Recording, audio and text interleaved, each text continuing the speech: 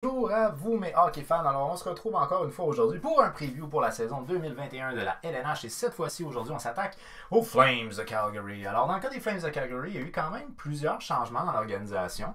Il y a eu une migration de Vancouver vers Calgary, ça c'est quand même assez drôle, il y a plusieurs joueurs qui viennent de Vancouver. Je pense entre autres à euh, Chris Tanev qui vient de Vancouver, Levo qui vient de Vancouver, un que j'ai pas mis aussi qui est Louis Domingue qui vient de Vancouver. Mais bon, il y a eu des changements, mais il y a surtout eu beaucoup de départs à Calgary. Et ça, c'est quelque chose qui peut peut-être faire mal. Je ne sais pas de quoi va avoir l'air l'organisation. Alors bon, une fois de plus, je vous le mentionne, c'est un preview que je fais en sachant pas quand la saison va commencer. Je ne sais pas de quoi auront l'air non plus les divisions. Une des divisions les plus probables, c'est assurément la division canadienne. Donc à ce moment-là, les Flames seraient partis de la division canadienne. Mais je ne sais pas concrètement de quoi ça va avoir l'air la saison 2021. Si saison 2021 il y a, je ne sais pas. Alors, on se lance immédiatement dans le preview pour les Flames de Calgary. Alors, le coach, c'est Jeff Ward. Il n'y a pas eu de changement là-dessus. Le DG Brad Treliving, pas de changement là-dessus. Les Flames de Calgary l'année passée, ça a été une saison que je qualifierais de décevante. Voilà 2 ans, je pense.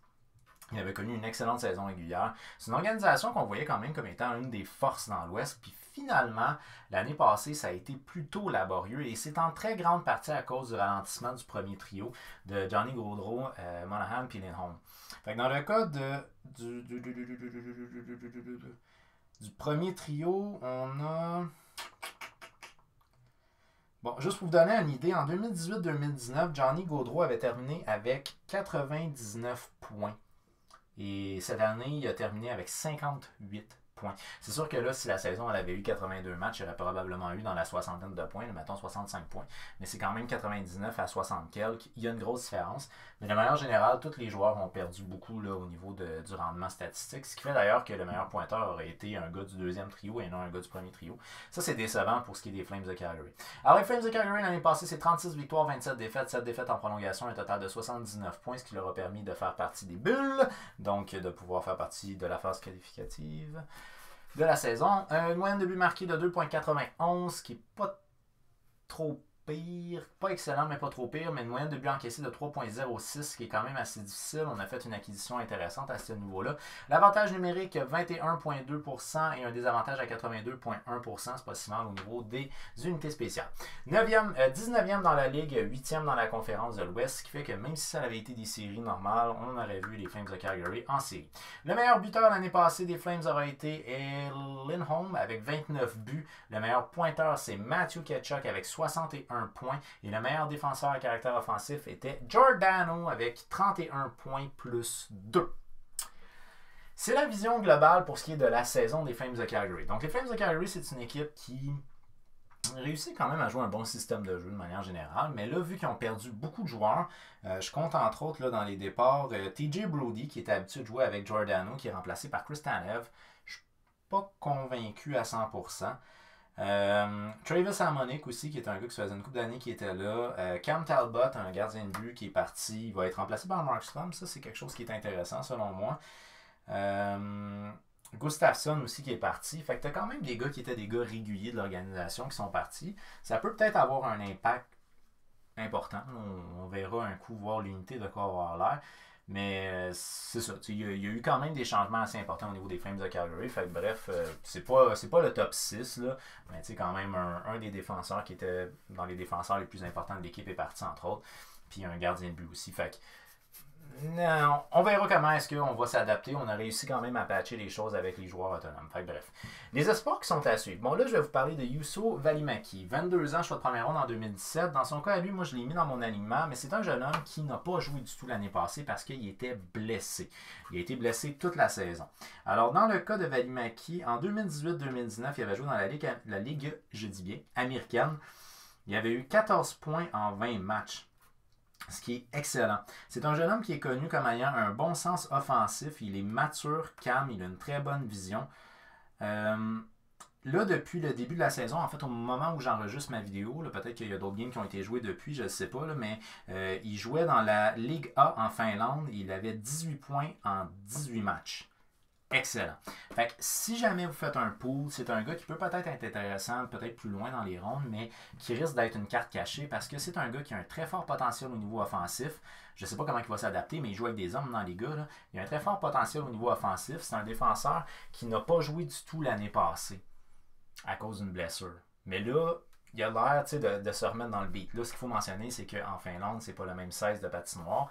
Fait que, on va voir peut-être un début de saison qui serait un petit peu plus lent, mais d'après moi, c'est un gars qui devrait avoir, pour un défenseur, qui devrait avoir des stats intéressantes à sa première année. Ça reste quand même que ça serait sa première année LNH complète. Fait que bref.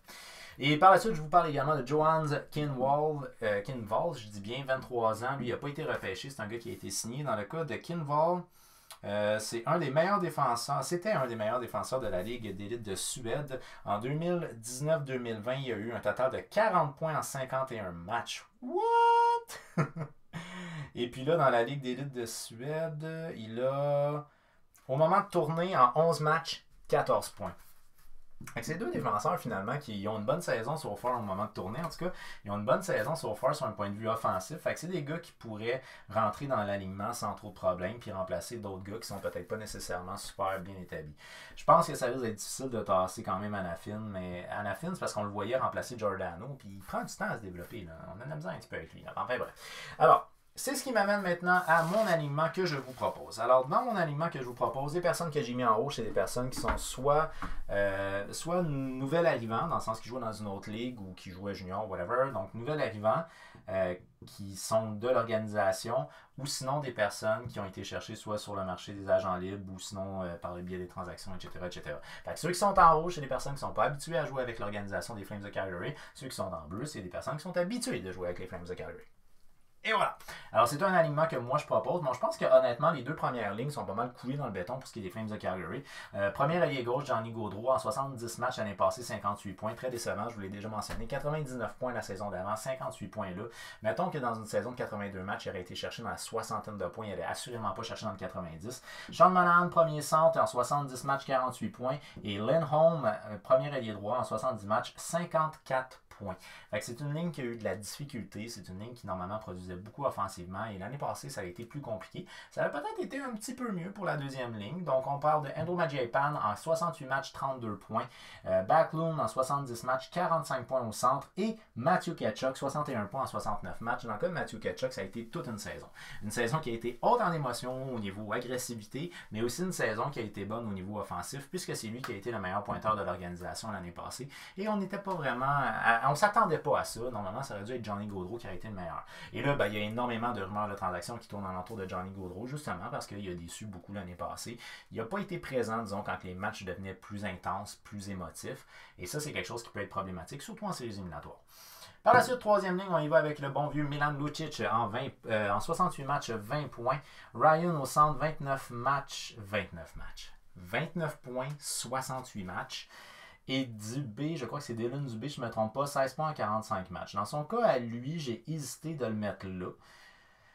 Sauf erreur de ma part, je pense que j'ai été par la structure qui avait l'air d'être déjà établie à Calgary. Puis c'est la raison pour laquelle je l'ai mis sur le troisième trio au lieu de mettre Simon. Parce que Simon, lui, c'est un nouvel arrivant. Mais ça se pourrait qu'il soit sur le quatrième trio, puis que ce soit le contraire, Simon soit sur le troisième. Bon, bref. Livo qui nous arrive des Canucks de Vancouver, en 36 matchs, 19 points. Bennett, lui, vous voyez, je l'ai fait descendre parce que je trouve qu'il y a une saison plus que décevante. 12 points en 52 matchs, là. Ça me déçoit vraiment beaucoup de Sam Bennett. Fait que c'est la raison pour laquelle je l'ai mis sur le quatrième. Théoriquement, il est censé être sur le troisième. Et Simon à la droite, 22 points en 64 matchs. J'ai coupé Rinaldo et Nordstrom qui a été acquis lui ici. Au niveau des défenseurs, là, il n'y a pas vraiment de questions à se poser. Le bon vieux Giordano est encore le défenseur qui est le meilleur de l'organisation, mais pour combien de temps? Il prend de l'âge, le Giordano. 31 points en 60 matchs l'année passée. C'est un gars qui aurait pu faire une quarantaine de points à peu près là, pour une saison complète. Mais Noah Hanifin prend vraiment du temps à se développer, malheureusement, pour les Flames de Calgary. On y va à la droite avec Chris Tanev, 20 points en 69 matchs avec les Canucks de Vancouver l'année passée. Mais honnêtement, TJ Brodie risque d'en manquer beaucoup à Giordano parce qu'ils se connaissaient bien les deux gars. Puis là, il est plus là, il est parti. Fait que bref, ça risque d'être une dynamique très différente. Et c'est peut-être une des raisons pour laquelle on pourrait voir la deuxième paire avoir plus de responsabilités puis peut-être diminuer un peu les responsabilités de la première paire. Hanifin qui, lui, devrait théoriquement être le deuxième défenseur gauche, mais qui pourrait éventuellement devenir le premier là, si jamais ça ne marche pas avec Giordano ou si ce tandem-là marche plus ou moins. On va essayer de faire des jeux, bon, etc. Hanafin, l'année passée, 22 points en 70 matchs, qui jouait avec Anderson, 22 points en 70 matchs. C'est assez ironique de voir qu'ils ont exactement le même nombre de points.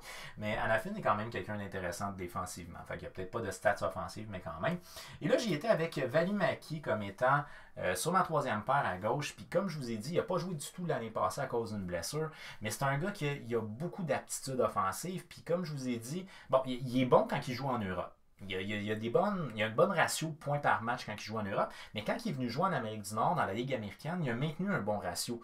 Alors c'est ce qui m'amène à croire que c'est un gars qui va s'adapter quand même bien au style nord-américain, et c'est un défenseur à caractère offensif qui est déjà très calme et très mature pour son jeune âge, 22 ans, c'est quand même pas vu. Fait que c'est un gars qui est très prometteur dans cette organisation-là. Il se pourrait qu'éventuellement, c'est lui qui va dépasser Hanafin s'il se développe pas. Bon. Et par la suite, je le fais jouer avec Carlington, 7 points en 48 matchs l'année passée. J'étais tenté d'essayer Kinval, qui est le jeune homme que je vous ai parlé tantôt, parce que lui aussi, c'est un jeune homme qui est performant au niveau offensif en termes de défenseur. Mais je me suis dit, c'est peut-être pas une bonne idée d'avoir deux jeunes défenseurs qui arrivent dans l'organisation, qui jouent sur la même paire. Puis surtout, si c'est des défenseurs qui ont le même style, donc qui se portent beaucoup à l'attaque, ça peut être problématique. C'est la raison pour laquelle j'ai décidé de couper Kinval. Puis j'ai coupé également Nesterov. En termes de gardien de but, ben là, on a un nouvel arrivant, Jacob Markstrom, qui arrive de Vancouver. Ça, c'est quelque chose qui, on souhaite, va cliquer parce qu'on a besoin d'un gardien de but qui va être solide. Puis malheureusement, Rettig, c'est peut-être pas le cas. Fait que Markstrom s'amène, puis il a eu une expérience très intéressante l'année passée avec les Canucks. Puis il a eu à se signaler quand même à plusieurs reprises. Il a été solide. Ce qui fait qu'on peut avoir un gardien de but qui nous amène de la confiance du côté de Calgary. Et ça, je pense que ça peut être intéressant pour l'organisation. Markstrom en 43 matchs l'année passée, 2,75, 918. Je pense pas que les Flames vont avoir un gardien de but partant puis un auxiliaire. Je pense que ça risque d'être un tandem, mais ça se pourrait qu'on privilégie un petit peu plus Markstrom à Rettig. Rettig, lui, pour sa part, l'année passée, en 48 matchs, 2,97, 907. Donc, on passe de 9,18 à 907.